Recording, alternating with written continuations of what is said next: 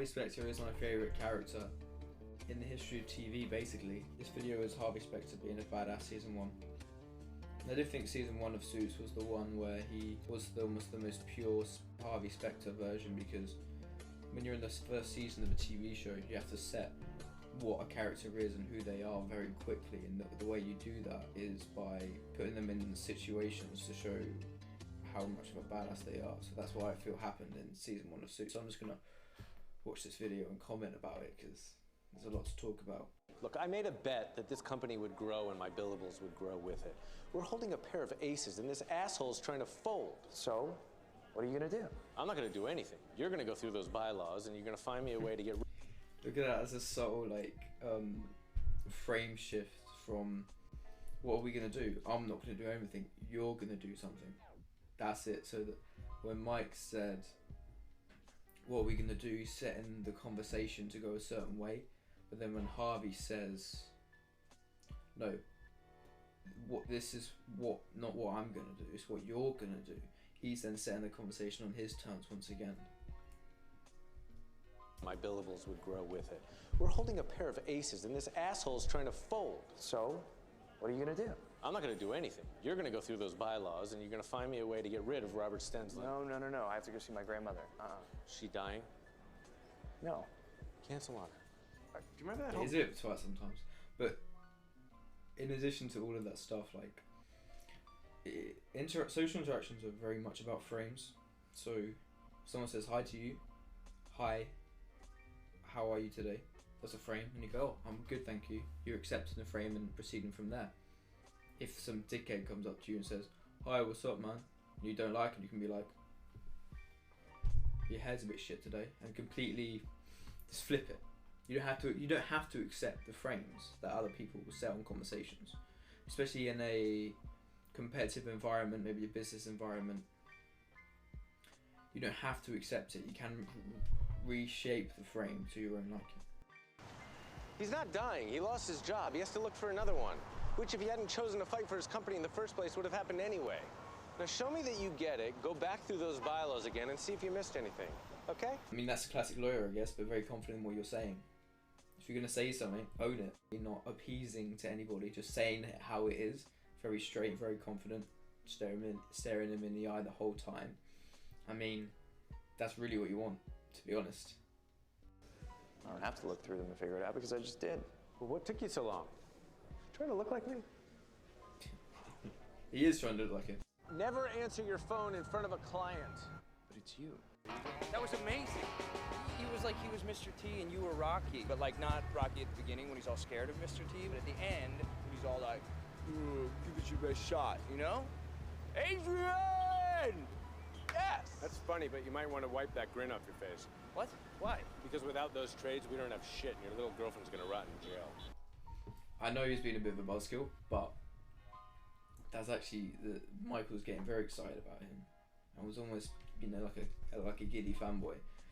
And to respond with this very, very big energy, happy energy from Mike, to respond with a cool, calm, collected tone that he came with, essentially Michael's coming with, oh my god, we just won it, everything's great, look at you, you're so cool back there, and Harvey's just like, we still got work to do.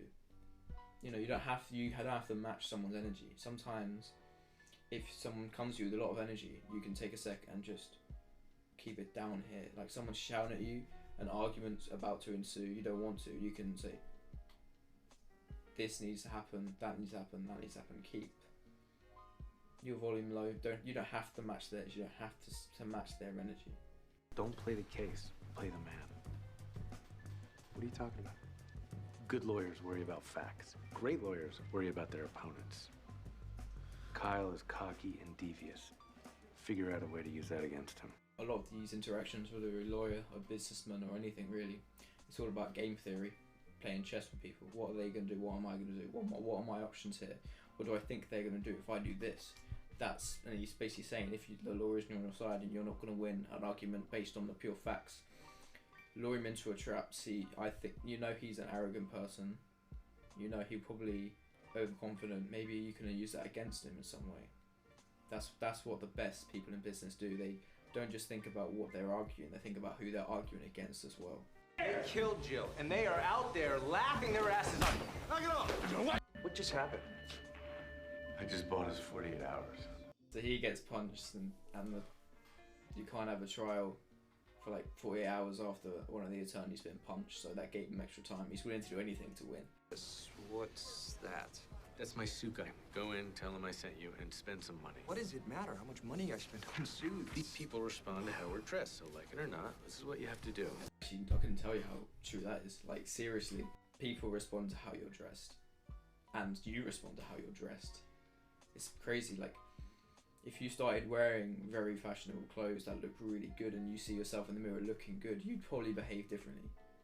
Whereas if you went around the street in tatty clothes with holes in them, not in the fashionable holes, but like just awful, not dirty, don't wash your hair, you look rubbish, facial hairs all over the place, you would behave differently, people would treat you differently. Whereas if you come in sharp haircut, sharp suit, you would behave differently and people would treat you differently.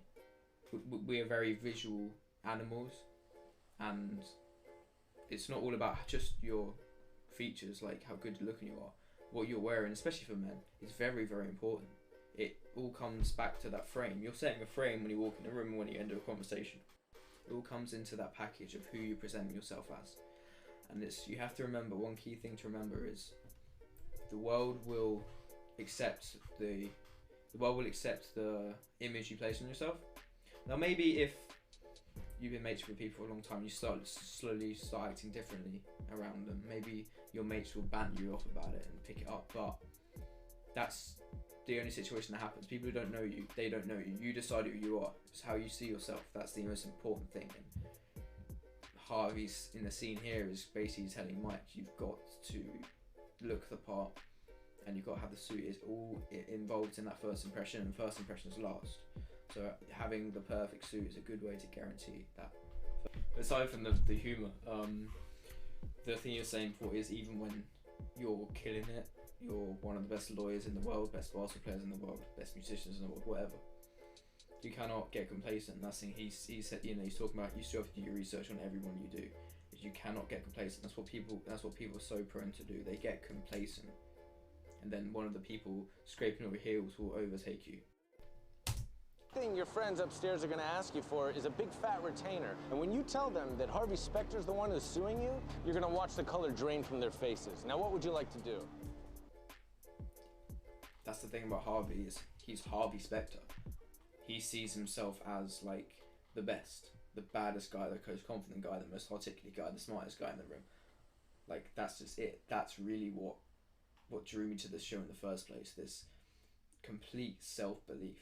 I mean, not many people really have that, and if we do, we very rarely show it like that in our social interactions, and that's what drew me to the character so much, that made me work and think about myself and thought, how do I see myself? I should see myself as better and more confident than I am, and I've worked very hard over the years to try to implement that.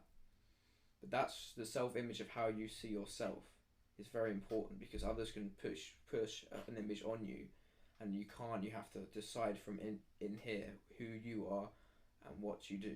Don't let the world affect it. You set it in here. That's what Harvey did. He says, I know who I am, and now the rest of the world knows because I've earned it.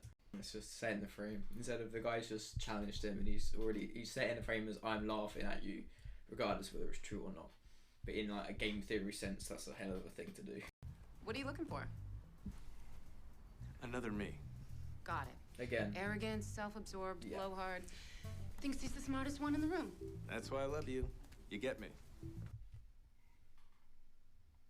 Well, it kind of looks like it has a mad hairline from that angle. Anyway, again, it's just, some people perceive as a lot of self-confidence as being arrogant, but I've struggled with thinking about that a lot, and I defined it as arrogance when you have to put others down.